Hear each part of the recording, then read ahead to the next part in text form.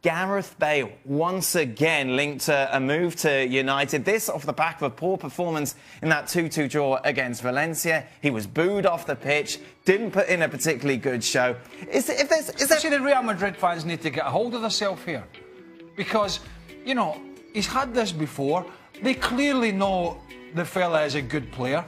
Are they that stupid that nobody's allowed to have a bad game? Or is it just the fact that Asensio's come along now and everything in the world is great and we can get rid of Gareth? Well, for the same thing that we're talking about Man City, Zidane knows down the line with La Liga and the Champions League and how strong they are that he's going to need Bale at some point. So I don't buy this at all. So here's the thing. If you've got Real Madrid, you know, the Real Madrid coaches and the players know how good he is.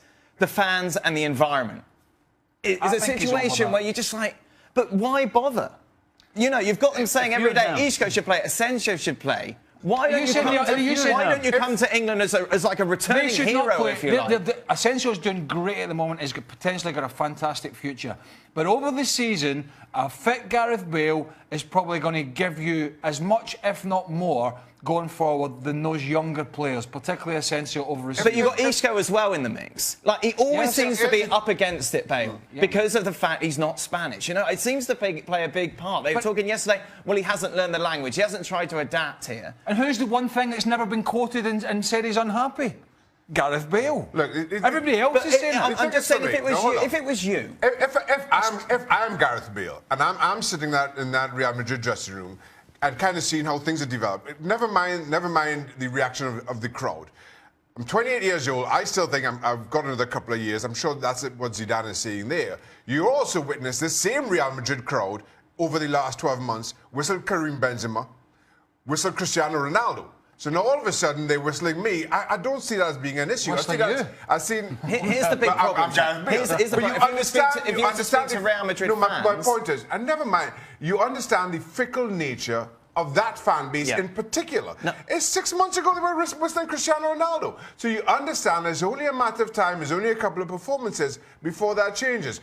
I'm not put off by this. Not this early into this transition, if you want to call it that. If it doesn't change, though, then that's a completely different story. Because, listen, I've never been booed by my home fans, but I can't imagine anything worse as a football player as being booed by your own.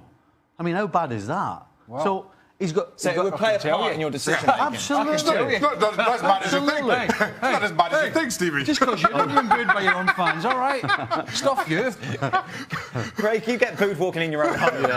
I do. My kids boo me. It's part of life.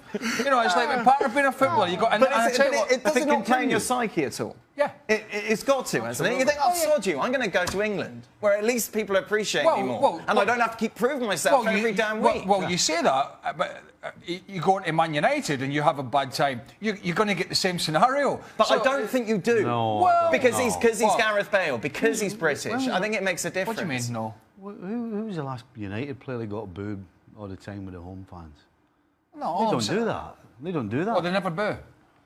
Man United fans never boo their own player. No, never. They're just perfect. Liverpool fans never boo their own players. Not constantly.